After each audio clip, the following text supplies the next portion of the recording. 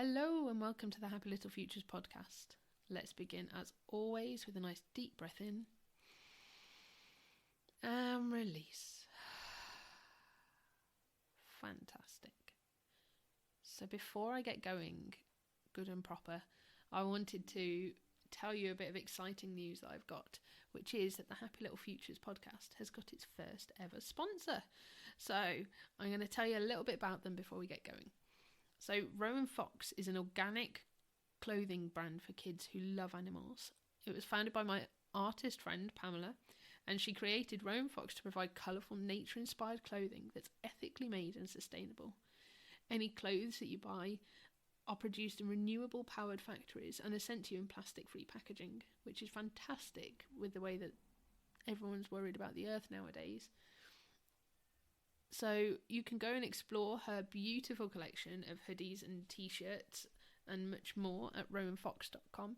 I have previously posted, if you haven't seen, some pictures of the mugs as well that my kids had for Christmas, which are absolutely gorgeous. And there's so much on there. She is so talented. So definitely go and have a look at rowanfox.com and see if there's anything that tickles your fancy. And I will be posting a link in the details of this podcast so that you can easily access that and her socials. So thank you very much, Rowan Fox. So moving on slightly, this week is Men's Mental Health Week. And I actually didn't know this until yesterday, which I feel actually, as we're halfway through the week, says a lot about sort of the support and stuff and the conversations around men's mental health. I am obviously not a man. I've spoken a lot about maternal mental health. However, there are men in my life, friends and people like that have struggled with their mental health. And there does seem to be, why, I'm not particularly sure. And I think it is decreasing. There seems to be a bit of a stigma around men's mental health. It seems that now there are more people talking about it, which is fantastic. However, I don't feel that necessarily the conversations are ongoing and actually learning to recognise maybe when someone is struggling can be quite difficult. And so I've got my own personal experiences around this, which, as it's not only my personal experience, I'm not overly comfortable sharing right now. But I wanted to share with you a book that I've recently read. It's a fantastic book. A friend of mine, I was talking to her and she was saying, oh, I was reading this book, I was reading that book, and I went round and had a look and I was like, oh, can I try this one and this one and this one? And she lent me this particular book and said, it's such a fantastic insight into how people feel, how men can feel when struggling with mental health issues. So I borrowed it, and it's called Reasons to Stay Alive, and it's by Matt Haig. So I know last year, I think it was, he released a book called The Midnight Library, which you may or may not have heard about. At the time, we were using Audible for our kids, and it kept coming up as a suggestion for us. And I've since found that actually, since I finished reading Reasons to Stay Alive, we went and saw my mother-in-law, and I was looking at her bookshelves and spotted The Midnight Library by Matt Haig, and I sort of said, oh, like, can I borrow this? Because I've just finished reading Reasons to Stay Alive. And I said, where did you get it? And she said, you bought it for me for Christmas. So that shows how much attention I was paying to what I was doing around Christmas time. But that as well is an absolutely fantastic book. There are so many things that I like about this. So, as I said, it's by Matt Haig, it's about Matt Haig, and it's to do with his journey through depression and anxiety. It's written in the first person from his personal experiences, the way that things suddenly crept up on him, and sort of maybe some of the flags as well that he saw throughout his lifetime in retrospect, which I think is really helpful, especially as sort of a woman recognizing some of those little things in the background that might actually be going on. However, not only is it fantastic to understand from a man's point of view, as I was reading it, there were so many things that I was reading and I was just like, this describes perfectly what I've been through. This describes perfectly where I was at however many years ago. And I just think it's an absolutely fantastic book. If you can get hold of a copy, definitely go out and read it.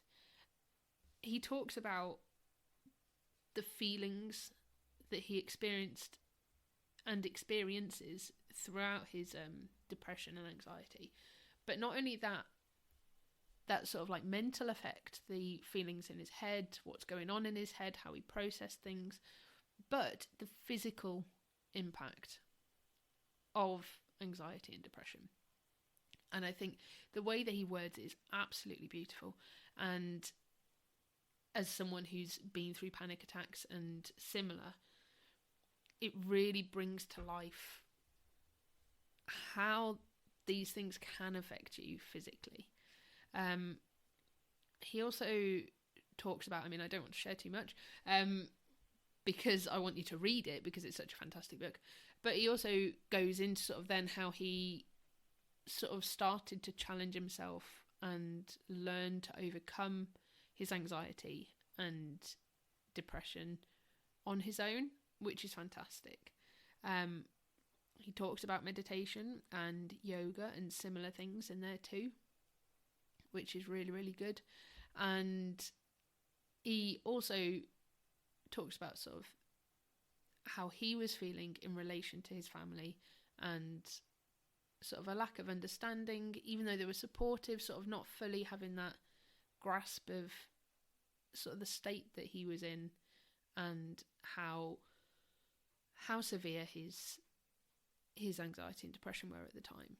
And the feelings that had as well. I know from myself that as you go through anxiety or depression, you can at times sort of tell yourself that it's stupid and that it's like, what are you doing? Don't be ridiculous, things like that. And that can actually be even more damaging than the mental health aspect itself. So it's just written in such a beautiful way. Another massive thing that I liked about this book is, especially as a parent with very little time, the chapters are really short. In some instances, I'm pretty sure there's one chapter that's just one sentence. And that is it's not only a fantastic thing as a busy parent who has only just got back into reading, as someone who was diagnosed with dyslexia, as far as reading is concerned, in her 20s, and struggled until a few years ago. Well, until a few months ago, really. I hadn't actually read an adult book ever. Even at GCSE, I'd really struggled, and in the end, my mum had just sort of bought the DVD of To Kill a Mockingbird, and I just hoped that I could grab information off other people and learn through them at lunchtimes and stuff. So for me, it's quite a daunting process picking up a book. The fact that the chapters are really short, not only does it make me feel sort of quite safe and like I don't have to commit for a very long time, but also it makes it easy to put down and easy to find my space. I really should get better at using bookmarks, especially now I'm reading more. But I just haven't. And whereas I used to remember what page I'm on, sometimes I can go a few days between picking up a book and picking it up again. And my brain doesn't quite retain that 2 or 3 number page like it used to anymore. So it's a bit of a challenge. But being able to just put the book down and know that it's not very long, know that I should be able to flick through the chapters quite easily to find where I was at, knowing that I can say I have one sentence left of this chapter, and I do actually have one sentence left of that chapter because it's not very long, is a massive gift. It really makes it so much more achievable. So that is definitely a draw. And in talking about this, actually, I do want to mention the Midnight Library as well. I've read a lot of reviews and a lot of information on a lot of Matt Haig's other books. He does some fantastic kids ones too. We have got one of the kids ones. We've borrowed it from the library recently, and I'll talk about that in a second. But the Midnight Library, as with a lot of his books, sort of is written in a way from that lived experience, and the Midnight Library itself is actually quite a beautiful book. It's a very grounding book.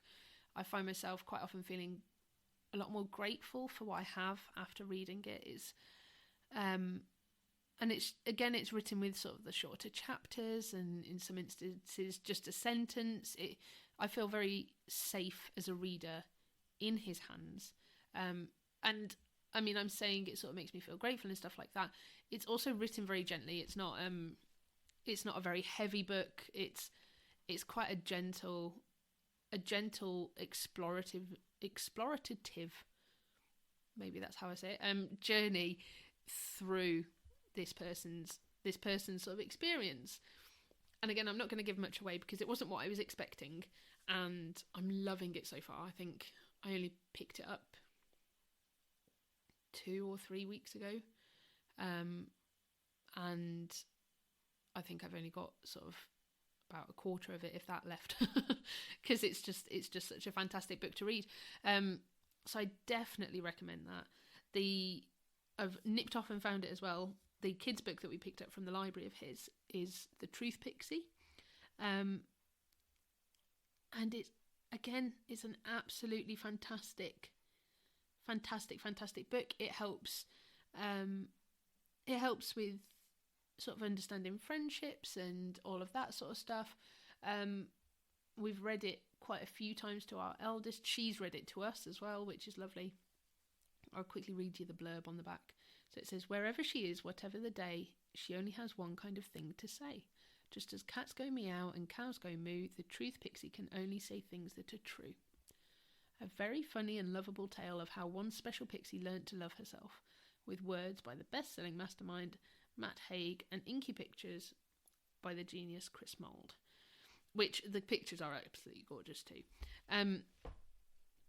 But yeah, it's a fantastic story about sort of someone who's a bit different, someone who's sort of struggled a bit with friendships and stuff like that. It really opens a good conversation, and it's just a beautiful book. I also like the fact that, as you could tell then, the fact that it rhymes, because I find it so much easier to read a book when it rhymes. So that's always good.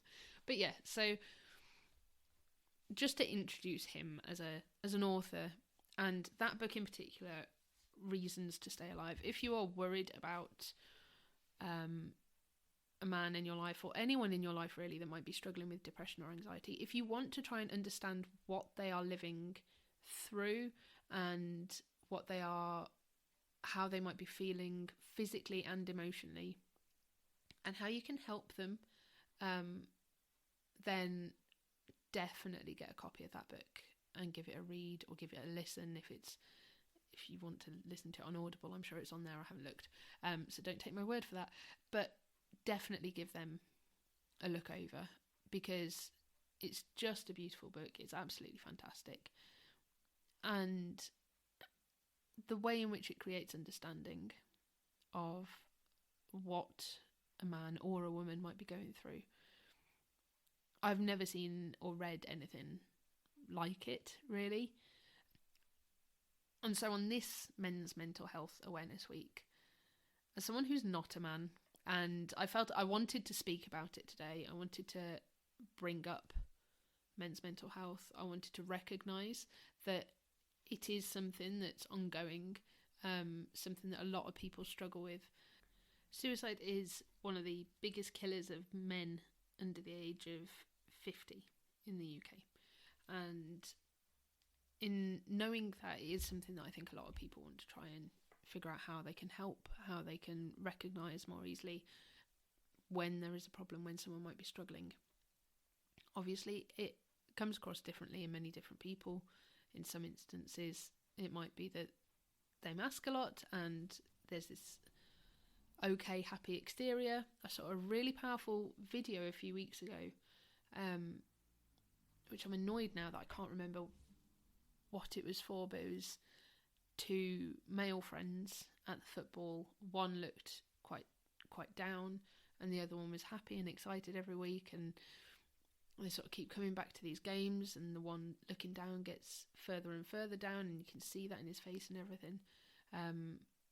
The other one's sort of like trying to pick him up and stuff, and then at the end it's sort of like checking on your mates, and it's the friend that was sort of up and cheering and all of that sort of stuff that's gone at the end of it.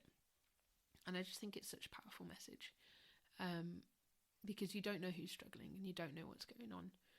But this book in particular, like I said, I think it provides a fantastic insight. If you're looking to understand a bit more of lived experiences, if you're looking to understand a little bit more of what someone might be feeling on the inside and maybe how you can support them, I would say, from my experience, patience is a big thing that can help. And it's sometimes hard and it's sometimes frustrating as someone supporting someone going through that. But I think patience does have to come into it. And the fact that they might not recognise necessarily where they're at themselves too. So, which again, like I said, he looks back in this book and says, oh, looking back at this point, yes, I was struggling with this, but I didn't recognise it as that. So I just think it's a fantastic book. I think everyone should read it. To be honest, it's a nice, easy read, and it's interesting, and it definitely can provide you with both a feeling of understanding, a feeling of comprehension as to those sort of inner feelings and physical feelings, and also help you to feel less alone, whether it's you going through it or whether it's you trying to support someone going through it. I think it's a fantastic book to read.